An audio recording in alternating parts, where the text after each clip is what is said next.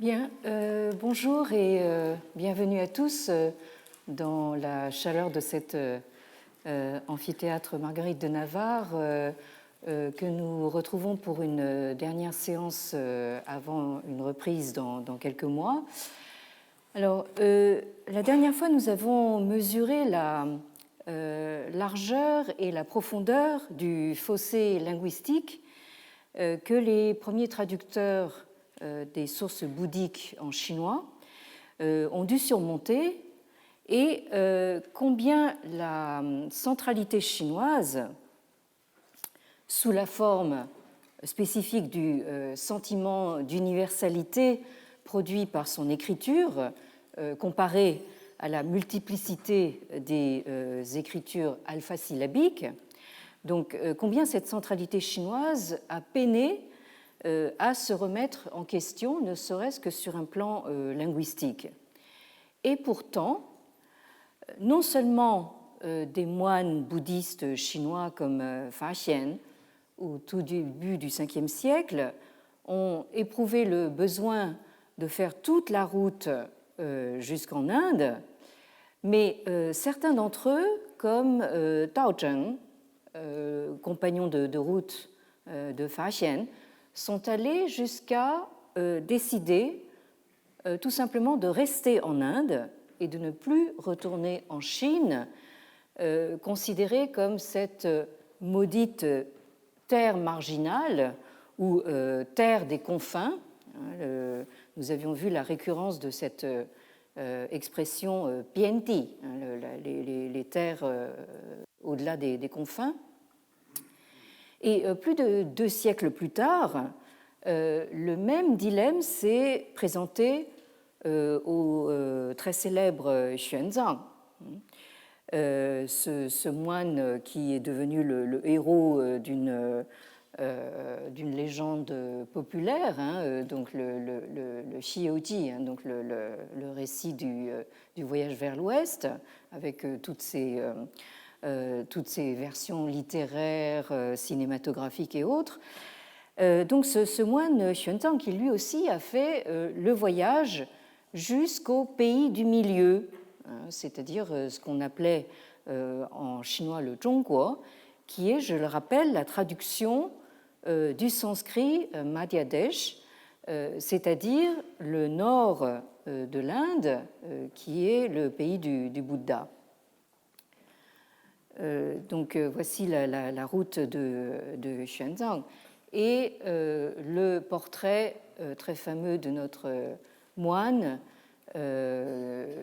chargé de ces manuscrits qui forment comme une espèce de sac à dos. Et ici, quelques vues de cette ancienne université bouddhique, Nalanda, maintenant à l'état de ruine, comme vous pouvez le voir, mais qui est des ruines qui sont encore très, très belles. Et ici, donc, vous avez ce bâtiment principal vu de plus près. Et enfin, la pagode de la Grande Oie, le Daiyanta, à Xi'an, où Xuanzang donc s'est installé à son retour en Chine pour s'atteler à la traduction des textes qu'il avait rapportés de l'Inde, travail qu'il a mené à la tête d'une très nombreuse équipe. Donc il a fait vraiment un travail tout à fait considérable. Et il est considéré vraiment comme l'un des plus grands traducteurs de tous les temps en Chine. Alors, au moment où notre Xuanzang s'apprête précisément à quitter Nalanda pour rentrer en Chine, ses confrères indiens tentent de le convaincre de rester en Inde. Nous avions vu ce passage la dernière fois de la biographie du maître du Tripitaka, du grand monastère Tseun de la grande dynastie Tang, qui est donc la biographie de Xuanzang. Et je rappelle rapidement la traduction de ce passage. Le maître de la loi, Fa Shi, qui désigne Xuanzang, s'apprêtait à retourner sous-entendu en Chine, et commença donc à faire ses valises, si j'ose dire, à emballer ses sutras et ses images. Alors, lorsque les autres moines, c'est-à-dire ses confrères indiens, vinrent à l'apprendre, ils accoururent tous pour exhorter Xuanzang à rester, en lui disant ceci: l'Inde, qu'ils appellent Yindu, est le lieu de naissance du Bouddha. Bien que ce grand sage, on l'appelle le Ta Sheng, donc, ait quitté ce monde, il reste encore toutes les traces qu'il a laissées. Et faire le tour des lieux saints pour lui rendre un culte devrait suffire à combler n'importe quelle vie. Pourquoi donc voulez-vous vous en retourner après avoir fait l'effort de venir jusqu'ici? En outre, et c'est la phrase que j'ai surlignée en rouge, en outre, la Chine, Zhenaguo, est une terre de mlech qui n'ont que mépris pour les hommes et pour la loi. Voilà pourquoi pas un seul Bouddha n'y est né. Les gens en Chine ont un esprit étroit et profonde est leur immoralité. Ici, le terme ko est un terme assez fort qui désigne vraiment de la saleté, de l'impureté. Voilà pourquoi les saints et les sages n'y vont pas. Le climat est rude et la terre hérissée de montagnes.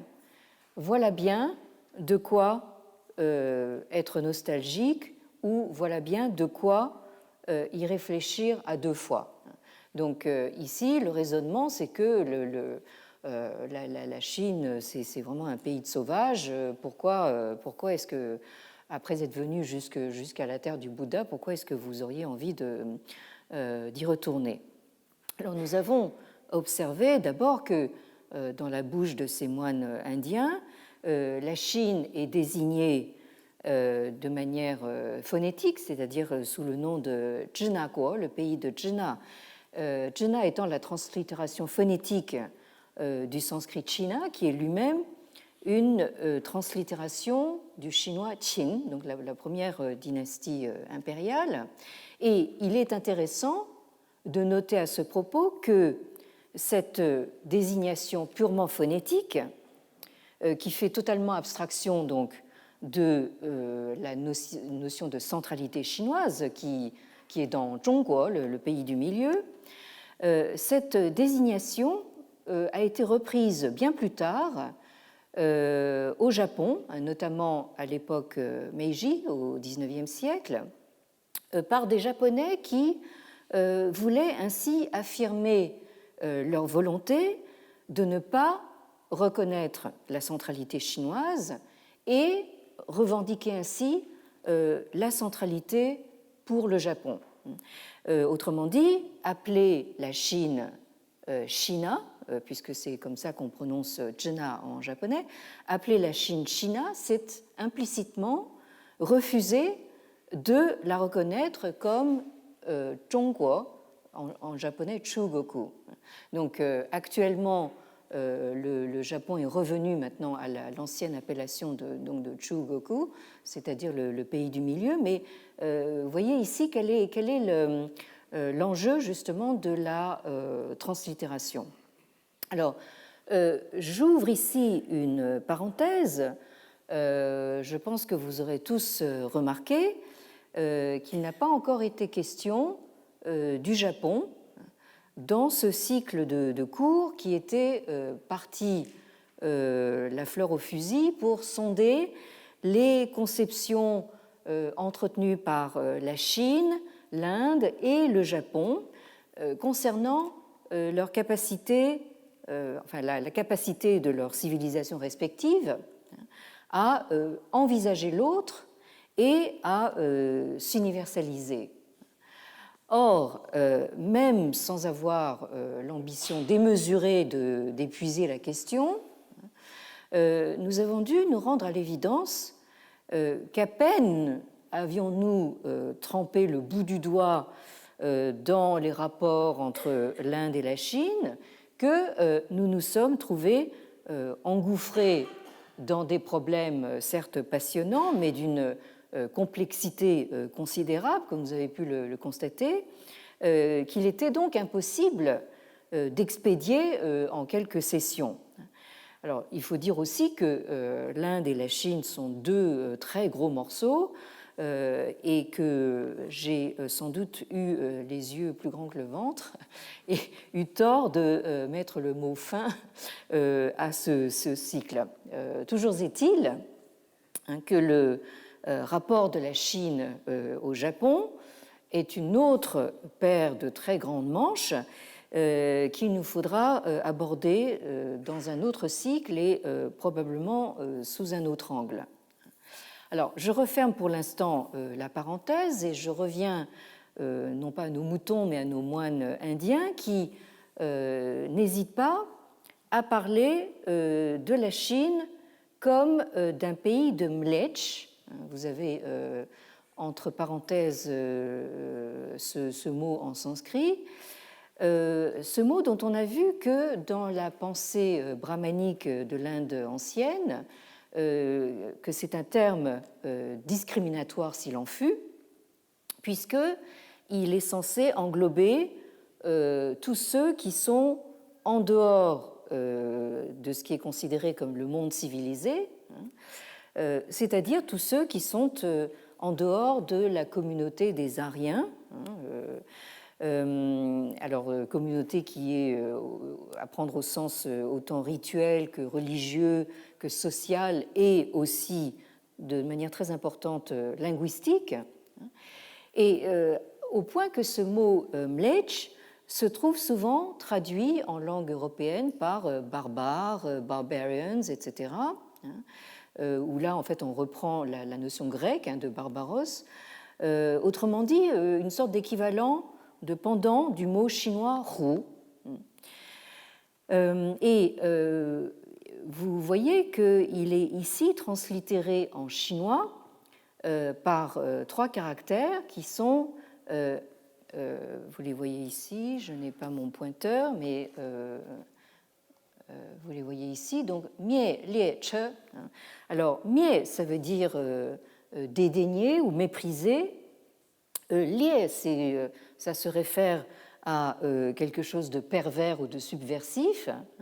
Et che, c'est un mot très courant que certains d'entre vous connaissent peut-être, qui veut dire tout simplement un véhicule.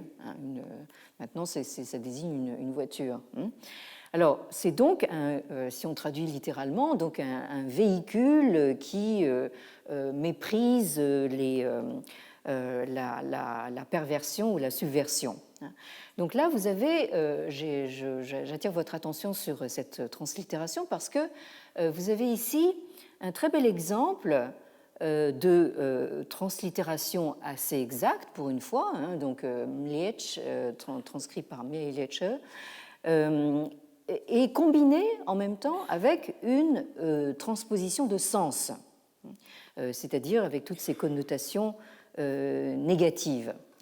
Alors, pour vous donner une idée d'une autre trouvaille beaucoup plus récente, celle-là, la translittération de Coca-Cola, qui se dit en chinois Coca-Cola, qui veut dire, donc, alors Coca-Cola, ça vous rend la prononciation de Coca-Cola, et en même temps, ça fait sens parce que ça veut dire, donc, c'est quelque chose qui est agréable à la bouche et qui vous procure du plaisir. Alors, pour dire à quel point donc ce mot mlech est un terme de discrimination violente, les mlech sont considérés comme étant en dessous même de la plus basse catégorie des hors-castes dans le monde indien.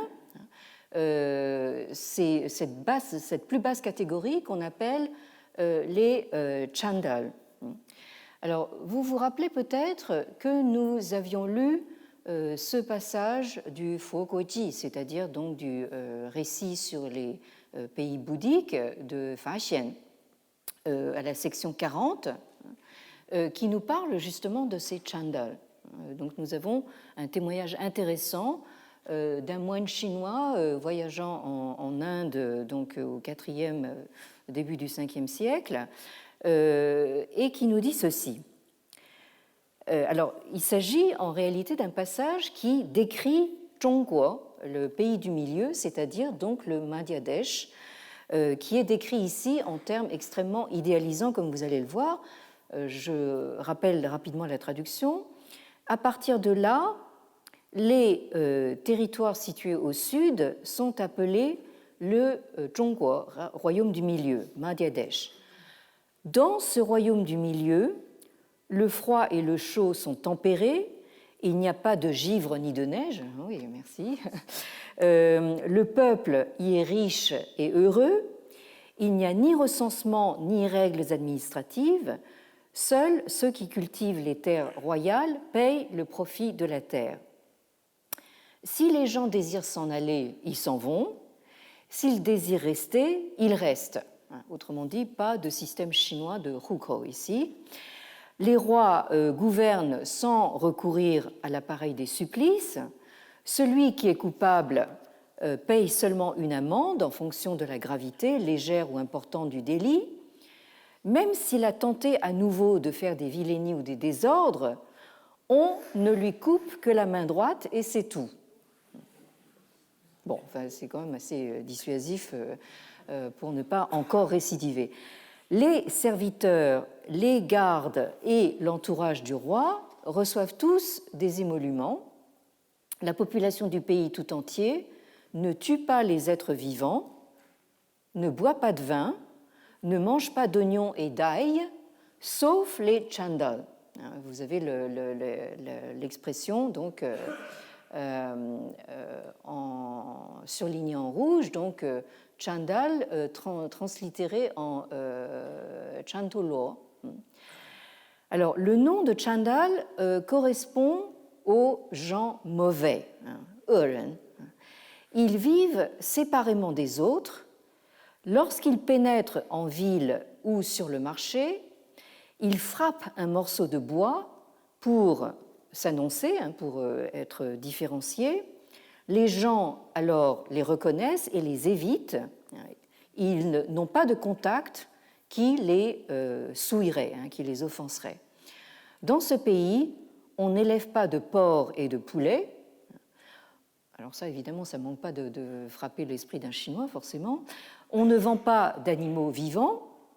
Sur le marché, il n'y a pas de boucher ni de vendeur d'alcool. Dans les transactions commerciales, on utilise des kauris ou des dents.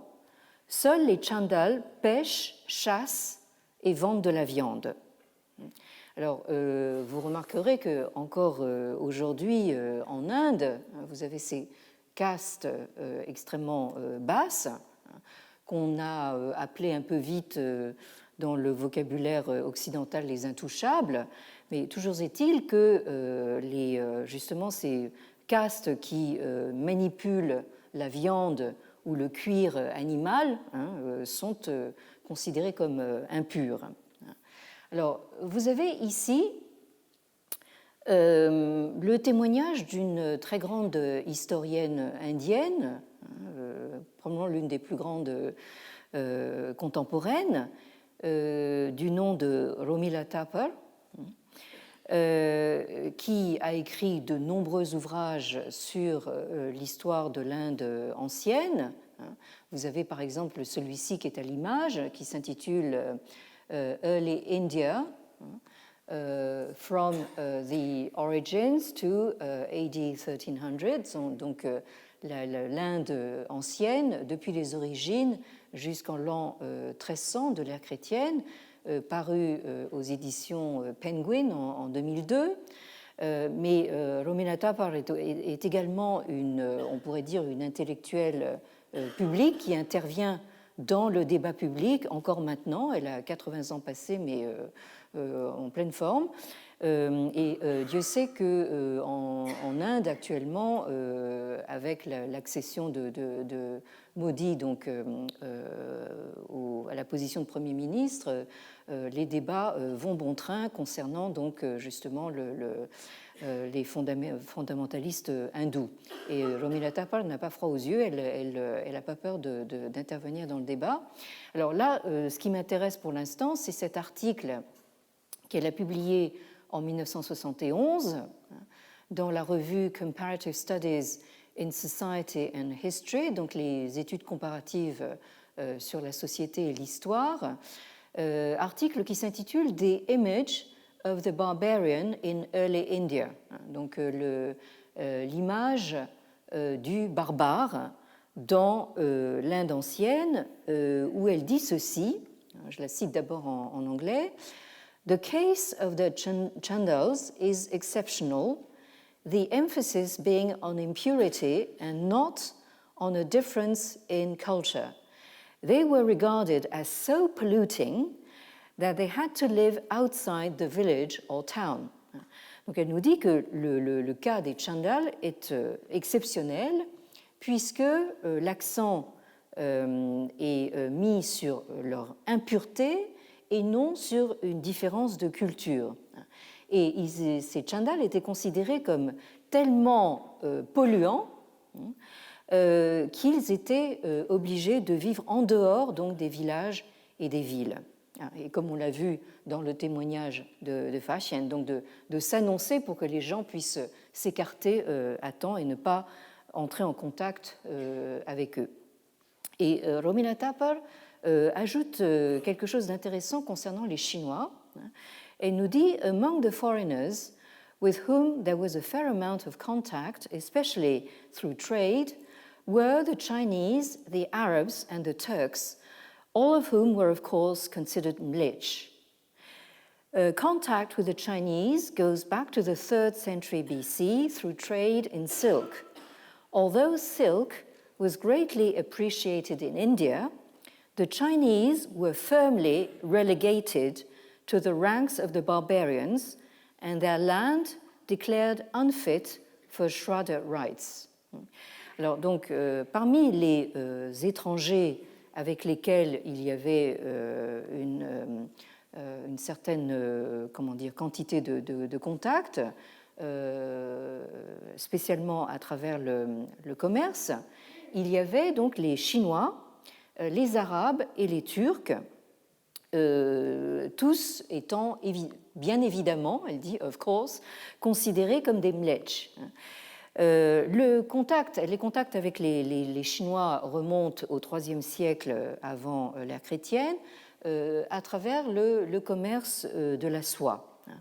Et bien que la soie ait été grandement appréciée en Inde, les Chinois étaient relégués très fermement au rang de barbares et leur pays, leur terre, était considérée comme non propre, inappropriée pour les rites Shraddha, c'est-à-dire les rituels dédiés aux ancêtres. Alors, donc là, vous voyez que les Chinois ne sont pas tout à fait en reste pour ce qui est de considérer les autres comme des sauvages. Vous avez également des considérations intéressantes dans cet ouvrage important de l'indianiste allemand qui est mort prématurément, qui a vécu de 1940 à 2000, Wilhelm Halbfass, qui a publié un livre qui est paru d'abord en allemand en 1981 et qui a été traduit en anglais pour la première fois en 1990, qui est paru dans une première édition anglaise en Inde, à Delhi, aux éditions Motilal Banarsidass, et c'est un ouvrage qui est intitulé en anglais India and Europe, an essay in philosophical understanding. Donc l'Inde et l'Europe, un essai concernant la compréhension philosophique, l'entendement philosophique. Et vous avez dans cet ouvrage un chapitre, qui est le chapitre 11, qui est intitulé Traditional Indian Xenology, c'est-à-dire la xénologie traditionnelle indienne. Alors la xénologie, qu'est-ce que c'est? C'est, donc si vous prenez la racine grecque, le discours sur l'étranger. En gros, ce que Halbfass observe, c'est sa conclusion, c'est qu'en réalité, il n'y a pas véritablement de xénologie en Inde ancienne. Alors, il commence par nous dire que les Mlech, il reprend en fait les considérations de Romila Thapar, les Mlech se situent même en dessous de la caste la plus basse, c'est-à-dire encore plus bas et encore plus éloigné de la norme rituelle brahmanique que les Chandal.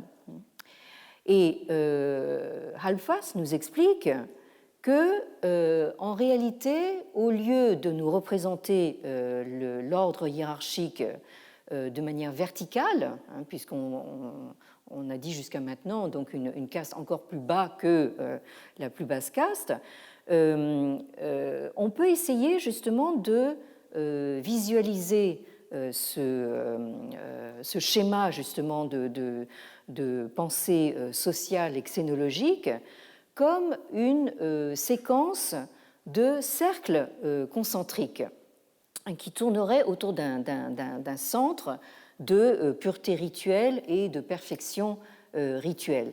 Et vu à partir de ce centre, les membres les plus éloignés donc, de la structure sociale, c'est-à-dire les Chandal, constituent donc une transition vers les Mlech, donc c'est la dernière caste, et ensuite, encore plus loin de la norme rituelle, vous avez les Mlech, donc c'est-à-dire les non-ariens, et les Mlech, à leur tour, forment la transition carrément vers l'animalité.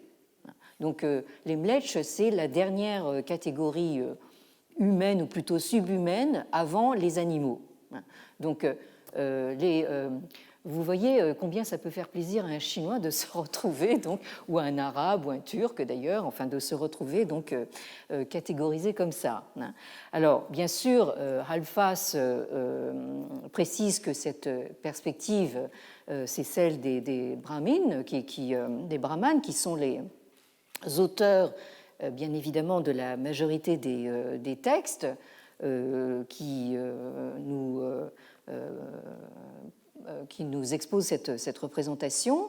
Et donc, il est clair que les brahmanes se considèrent comme le centre de ce système de cercles concentriques où les étrangers, les Mlech, apparaissent comme une sorte d'extension extérieure de la société hindoue.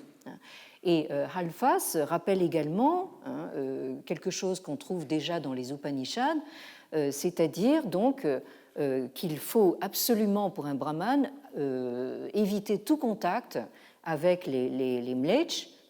Vous avez cette prescription dans les Upanishads qu'un brahmane ne doit pas voyager, je cite, jusqu'aux confins du monde, puisque là, nous sommes dans des terres qui ne sont pas justement les terres propres aux Aryens et où on est exposé justement à tout ce qui est impur, dangereux, pécamineux et mortifère. Et de la même façon, un brahmane n'est pas censé donc apprendre la langue des Mlech, des étrangers. Il ne doit pas chercher à converser avec eux, ni à rendre visite à leur pays.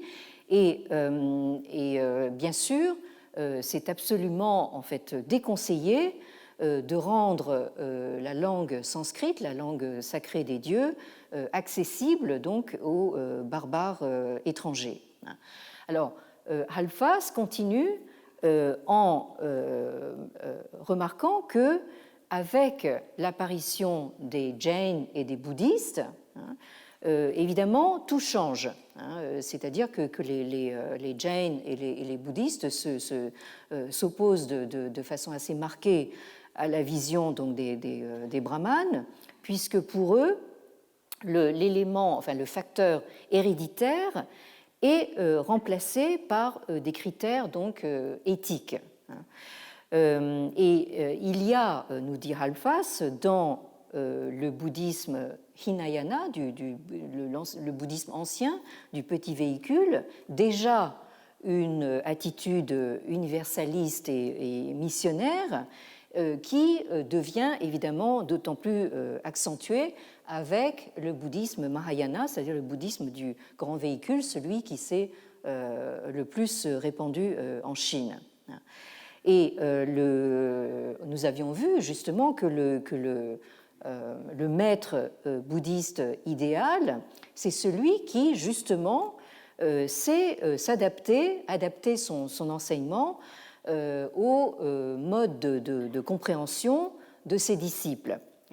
Et c'est pour cela qu'il doit non seulement être disposé, mais être capable d'apprendre leur langue, d'apprendre des langues étrangères et de les enseigner donc en fonction justement des cadres de pensée et des cadres linguistiques de l'auditoire auquel il s'adresse.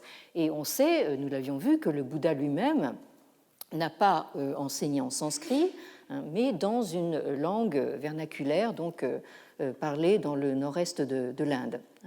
Alors, plus généralement, Halfas en arrive à observer que l'Inde des brahmanes ne s'est pas véritablement intéressée à ce qui n'était pas elle, elle ne s'est pas véritablement intéressée à l'autre. Et il nous dit qu'il n'y a pas, on ne trouve pas, ça c'est vraiment, enfin, je dois dire, la découverte stupéfiante que j'ai faite en parlant avec Charles Malamud, ce grand indianiste français dont je vous ai déjà parlé, de découvrir qu'il n'y a pas de compte-rendu venant des milieux brahmaniques, hindous, sur les pays étrangers et sur les terres lointaines. Et de façon encore plus étonnante, nous avons pu constater à travers l'histoire qu'il y a eu une sorte de colonisation, évidemment entre huit paires de guillemets, indienne de l'Asie de l'Est et de l'Asie du Sud-Est, avec l'expansion du bouddhisme notamment, mais ça ne se reflète pas dans la littérature sanskrite. Et en fait, en règle générale, vous avez vraiment très peu d'échos sur les activités bouddhistes en dehors de l'Inde dans la littérature bouddhique indienne. Et la chose vraiment extraordinaire, c'est que, par exemple, les voyages des missionnaires, les grands projets de traduction dont nous avons tellement parlé, l'enthousiasme avec lequel le dharma bouddhique, la loi bouddhique, a été accueilli par autant de traditions asiatiques, tout ça est à peine mentionné dans la littérature indienne ancienne et a eu très peu de débats, très peu d'influence sur les débats entre hindouisme et bouddhisme. Alors, Halfas va jusqu'à dire que en fait, l'effet de l'universalisme bouddhiste sur la xénologie hindoue a été en réalité plutôt négatif, parce que l'universalisme bouddhiste a eu pour effet, contre-productif, de rendre l'orthodoxie hindoue encore plus rigide et exclusive, et qu'il y a eu une sorte de crispation identitaire provoquée justement par cette réaction bouddhique. Alors, ceci est confirmé de façon intéressante par nul autre que Amartya Sen, donc le fameux prix Nobel d'économie indien, prix Nobel d'économie en 1998, qui lui aussi est non seulement un très grand économiste, mais également une sorte d'intellectuel public, un petit peu comme Romila Thapar, et qui est connu du grand public par ce livre que vous avez à l'image, qui s'appelle The Argumentative Indian, c'est-à-dire donc l'Indien, comment dire, passionné d'argumentation, l'Indien argumentatif. Et dans ce livre, vous avez un chapitre entier intitulé China and India, donc consacré au rapport entre la Chine et l'Inde, où Amartya Sen nous dit ceci, donc ce livre Argumentative Indian est paru pour la première édition en 2005, il nous dit ceci: Suspicion of foreigners has been a continuing factor in parts of Indian thinking. Even as late as the 11th century, Al-Biruni, the remarkable Iranian visitor, in his book Tariq al-Hind, The History of India, complained about the Indian attitude towards foreigners. Donc, Amartya Sen nous dit que la suspicion qui pèse sur les étrangers a été un facteur continu dans certaines parties du mode de pensée indien. Et aussi tard que le XIe siècle de la chrétienne, Al-Biruni, qui est un Iranien donc, qui a fait le voyage en Inde et qui en a tiré ce livre, cette histoire de l'Inde, se plaignait encore justement de l'attitude des Indiens vis-à-vis des étrangers. Et là, donc, Amartya Sen cite Al-Biruni, donc, On the whole, there is very little disputing about theological topics among themselves. On the contrary, all their fanaticism is directed against those who do not belong to them, against all foreigners. They call them mlech, i.e. impure, and forbid having any connection with them, be it by intermarriage or any other kind of relationship, or by sitting, eating and drinking with them. Donc Al-Biruni nous dit que dans l'ensemble, on trouve en Inde assez peu de disputes sur des thèmes théologiques, et au contraire, tout leur fanatisme est dirigé contre ceux qui n'appartiennent pas au même monde qu'eux, c'est-à-dire contre tous les étrangers. Ils les appellent mlech, c'est-à-dire les impurs, et interdisent toute relation avec eux, que ce soit par mariage, mariage mixte, ou par n'importe quelle autre sorte de relation, ou même ils interdisent de s'asseoir, de manger et de boire avec eux. Donc vraiment éviter tout contact physique. Et Amartya Sen conclut en disant « That attitude did receive a challenge from Buddhist universalism and from the fact that Indians became for many centuries closely linked to other people through the common bond of a shared religion. As it happens, despite the spread of Buddhism beyond the borders of India, locally confined Indian Buddhists did not always recognize what a world religion Buddhism was becoming. » Donc, cette attitude a bien sûr reçu une sorte de contestation de la part de l'universalisme bouddhique, et du fait que les Indiens se sont retrouvés pendant pas mal de siècles très étroitement associés à d'autres peuples à travers justement cette religion commune. Et de fait, malgré l'expansion du bouddhisme en dehors des frontières de l'Inde, des bouddhistes indiens, donc sur place, qui ne sont jamais sortis de l'Inde, n'ont pas toujours reconnu à quel point donc le bouddhisme était en train de devenir une religion mondiale. Alors, toujours est-il que l'usage de ce mot mlech appliqué à la Chine suscite évidemment une réaction d'indignation chez notre moine Xuanzang, qui pourtant est un bouddhiste bon teint, donc vraiment qui n'est pas prompt à critiquer donc le pays du Bouddha, mais qui ne peut pas s'empêcher de se rebiffer et de rappeler que la Chine, quand même, a une civilisation vénérable et qu'on ne peut pas décemment la traiter de pays de mlech.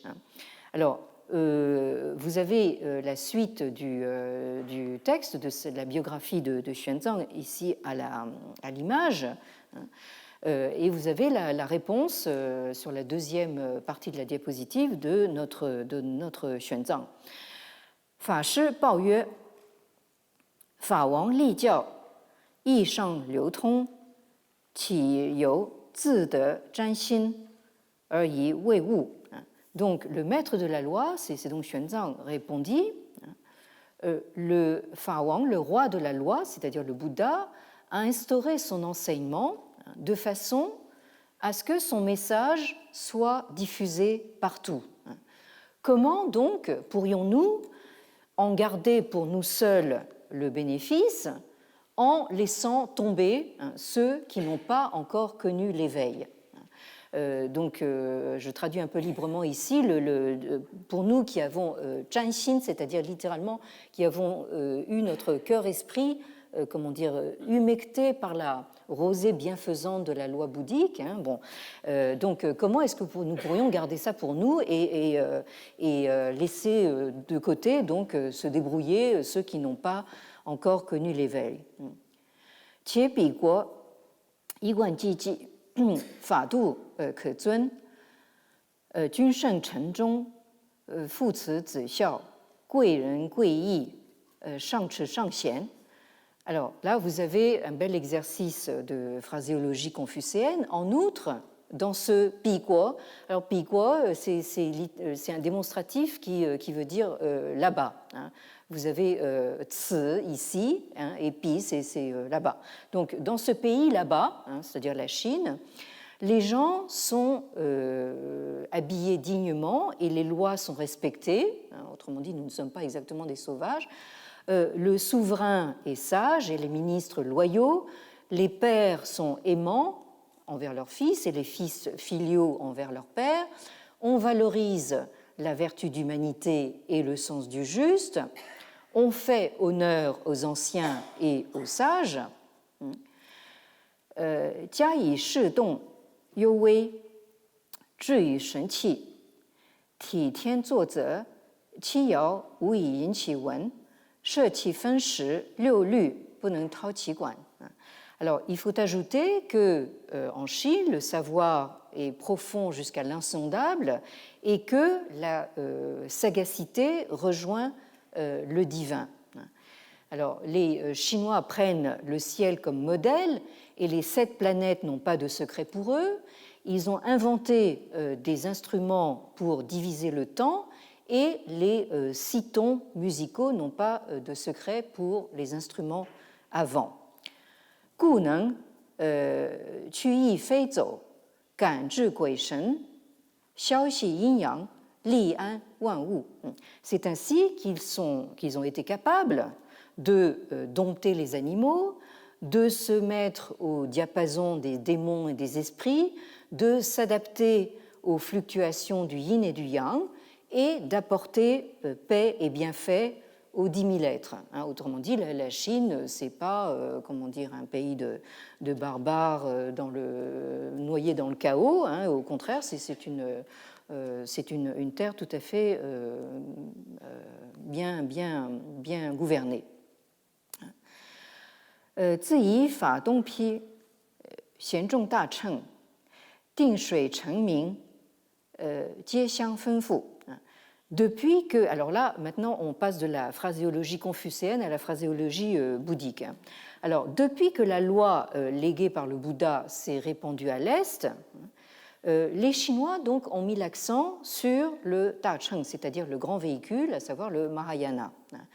Ils pratiquent la méditation qui décante l'esprit comme de l'eau calme et observent les règles de la discipline qui diffusent le parfum de leur influence. Alors là, vous avez cette prose extrêmement fleurie que vous avez dans les textes bouddhiques. Tout ça pour dire que les Chinois sont devenus de bons bouddhistes.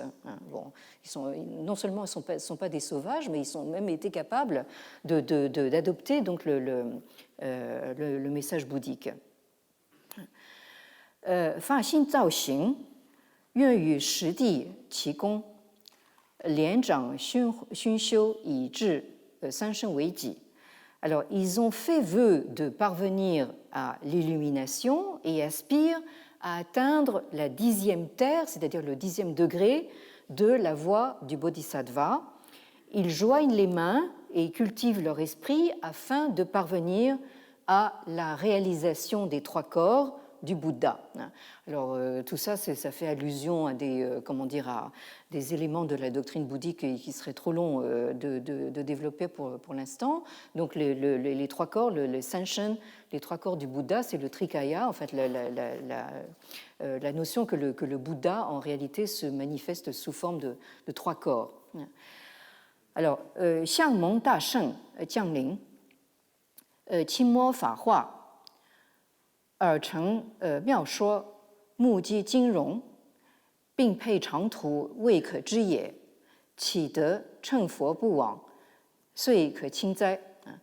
Donc, en direction des ignorants, le grand sage, c'est toujours le Bouddha, a fait descendre son effet ling, merveilleux, magique, de façon à ce qu'il puisse toucher du doigt la transformation opérée par la loi, de façon à ce que leurs oreilles puissent recevoir ces paroles divines et que leurs yeux puissent toucher les figures dorées. Tel un double attelage sur une longue route, nul ne sait jusqu'où il peut aller. Comment pouvez-vous faire si peu de cas de ce pays, qu'est la Chine, pour la simple raison qu'aucun Bouddha n'y est encore allé?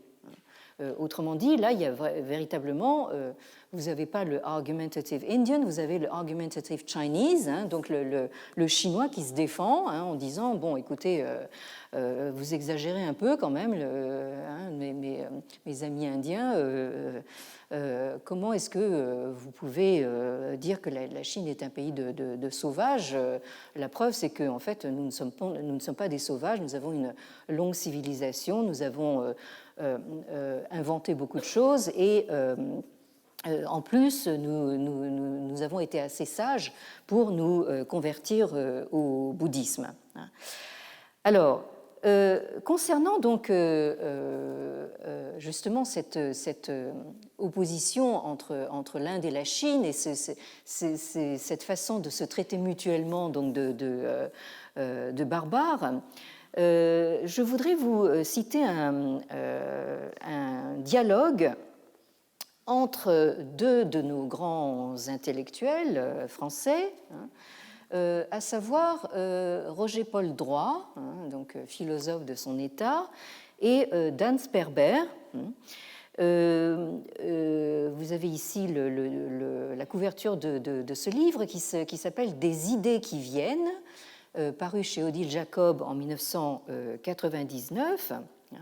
Et dans ce dialogue, Roger-Paul Droit a cette considération qui me paraît très intéressante. Il nous dit il faudrait peut-être distinguer entre des identités collectives closes sur elles-mêmes, sans être nécessairement impérialistes, dominatrices ou expansionnistes, et des identités éventuellement plus ouvertes aux autres, mais qui sont en même temps de vrais impérialismes. Je mettrai dans la première catégorie la culture traditionnelle de l'Inde. Alors, il faut rappeler quand même que Roger Paul Droit est un bon connaisseur de la philosophie indienne. Il a fait paraître ses deux ouvrages, L'oubli de l'Inde, une amnésie philosophique, et Le culte du néant, les philosophes et le Bouddha, parus respectivement en 1989 et 1997, qui sont en édition de poche aux éditions du Seuil. Alors, Roger Paul Droit nous dit ceci à propos de l'Inde. Elle est extraordinairement close sur elle-même, autocentrée à un tel point que l'européocentrisme à côté n'est rien. Tout ce qui est situé hors du sous-continent indien n'existe pas. Tout ce qui n'est pas lié d'une manière ou d'une autre au brahmanisme n'a pas de contenu. Tous les étrangers, les mlech, n'ont même pas le statut des métèques chez les Grecs. Ils sont assimilés aux intouchables et, aussi brillants et de bonne volonté qu'ils soient, ils doivent renaître à l'intérieur du système des castes pour se délivrer. Bref, il existe dans l'histoire une indifférence totale, profonde et continue de l'Inde à tout ce qui lui est extérieur, culturellement parlant. Mais à cette clôture ne correspond aucun expansionnisme. Il y a certes une diffusion culturelle des croyances et des critères esthétiques de l'Inde dans toute l'Asie du Sud-Est, mais il n'y a pas de volonté indienne de conquérir des régions extérieures. On le vérifie d'ailleurs encore maintenant. Vous voyagez en Asie du Sud-Est, vous voyez des traces de la culture indienne absolument partout, mais vous ne voyez pas d'entreprises indiennes exploiter le terrain ou s'implanter dans ces pays. En revanche, continue Roger Paul Droit, il est évident qu'on constate, d'Hérodote à l'anthropologie moderne, une attention de l'Europe aux autres, une volonté de se demander comment ils s'organisent et pensent, une tentative pour étudier leurs mœurs, classer leurs apports, et cette volonté de connaître les autres s'est accompagnée d'un impérialisme militaire et commercial, d'une mainmise sur l'économie mondiale. Alors, ce que dit Roger Paul Droit ici à propos de l'Europe peut s'appliquer parfaitement à la Chine, texto. Bon. Alors, il est temps pour moi de refermer donc cette page pour l'instant que nous allons rouvrir donc dans quelques temps. Donc je supprime le mot fin dans mon intitulé de cours. Et pour l'heure, je voudrais bien évidemment vous présenter tous mes vœux pour la nouvelle année chinoise du cochon, qui commence, comme vous le savez sans doute, mardi prochain. Alors, je voulais quand même terminer en vous montrant à quel point le nouvel an chinois est devenu un atout majeur du soft power chinois. Vous avez ici les préparatifs en cours en Chine. Vous voyez ces ouvriers qui s'activent à peindre en rose donc ces merveilleux petits cochons. Vous avez à l'arrière, il y en a un qui attend d'être peint en rose. Et vous voyez que c'est quelque chose qui touche absolument tout le monde dans le monde entier. Ici, vous avez cette série animée anglaise qui a d'ailleurs provoqué pas mal de remous en Chine, mais elle s'est rattrapée à temps et maintenant vous avez un petit film qui s'intitule Peppa's Chinese New Year, donc le nouvel an chinois de Peppa, qui est cette petite truie, cette petite porcelette donc anglaise. Vous avez ici donc les Américains qui s'y mettent aussi. Vous avez la reproduction d'un hongbao, donc une enveloppe rouge. Vous savez que c'est la coutume pour le nouvel an chinois de donner de l'argent dans une enveloppe rouge, et vous pouvez même le donner en dollars maintenant. Gucci a toute une, une gamme de produits, donc spécialement pour l'occasion. Là, vous avez donc un manuel d'apprentissage du chinois qui s'intitule Pig Takes Selfies, donc le porcelet prend des selfies. Et moi, pour ma part, je voudrais justement en profiter pour vous conseiller de lire ou de relire La philosophie du porc de Liu Xiaobo. Liu Xiaobo qui a passé de très nombreuses années dans les prisons chinoises, qui est mort d'ailleurs d'un cancer en 2017 et qui a reçu, comme chacun sait, le prix Nobel de la paix en 2010, mais il n'a pas pu aller le recevoir lui-même étant donné qu'il était en prison. Et même sa femme, en fait, n'a pas pu, qui était en résidence surveillée, n'a pas pu y aller non plus. Et donc, vous avez ici, nous avons le privilège d'avoir en français la traduction et la présentation par Jean-Philippe Béja, qui est un excellent spécialiste de la Chine contemporaine, et qui a présenté et traduit cet essai qui s'intitule La philosophie du porc et autres essais. Alors dans cet essai, on nous explique que, enfin Liu Xiaobo nous explique que Zhu de Zhexue, la philosophie du porc, c'est 怎样让猪们吃饱了就睡，睡醒了就吃. Donc la philosophie du porc, c'est comment faire en sorte que les porcs, une fois qu'ils ont assez mangé, se mettent à dormir, et une fois qu'ils ont dormi, se remettent à manger. Autrement dit, là, c'est une allusion très claire à la façon dont le régime chinois actuel traite ses citoyens. Donc, ne faites pas de politique, mangez, dormez, consommez. Et Liu Xiaobo conclut en disant « On ne peut se résoudre à une vie de porc, l'homme a besoin de liberté ». C'est donc là-dessus que je vous laisserai. Ici, Liu Xiaobo soulève une question absolument cruciale pour nous et pour notre époque, à savoir la Chine est-elle encore une civilisation ? La Chine est-elle encore un centre de civilisation capable de penser et de créer ? Ça, c'est une question que nous allons continuer d'explorer en nous tournant notamment vers la contestation japonaise de la centralité chinoise et aussi en nous demandant si la notion de civilisation a été en Asie un facteur d'unité ou bien de tension.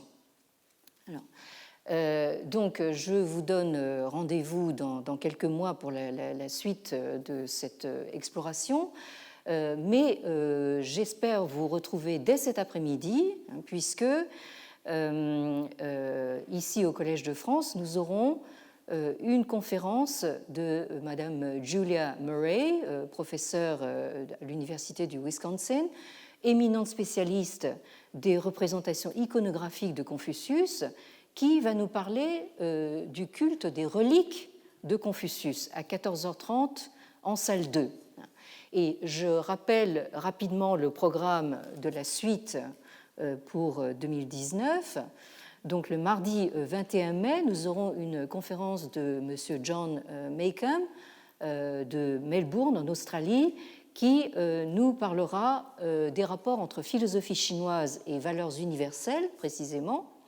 Le jeudi 23 mai, M. Peter Zarrow de l'Université du Connecticut posera la question de savoir si le grand lettré de la fin de l'époque mandchoue, Kang Youwei, est à considérer comme un penseur utopiste. Tout au long du mois de juin, nous aurons 4 conférences de Madame Valerie Hansen de l'Université de Yale sur la route de la soie vue de la Chine. Enfin, le jeudi 20 juin, nous aurons une conférence de M. Ron Saucy de l'Université de Chicago, qui, lui, tient à s'exprimer dans un très bon français et qui nous parlera de littérature chinoise et de littérature chinoise transfrontière. Comment est-ce que la littérature chinoise, en fait, a dialogué avec d'autres littératures en Asie. Et enfin, pour conclure cette année bien occupée, le jeudi 27 juin, pendant toute la journée, aura lieu un colloque international d'historiens qui vont justement parler de violences politiques en Asie, d'historiens donc venus de l'Inde ou travaillant sur l'Inde, le Japon et la Chine. Merci vraiment de votre attention, de votre fidélité. Je dois dire, je suis toujours reconnaissante de vous voir fidèle au rendez-vous par vents et marées, malgré le froid polaire qui sévit actuellement. Et encore une fois, donc, bonne année du cochon à vous. Merci.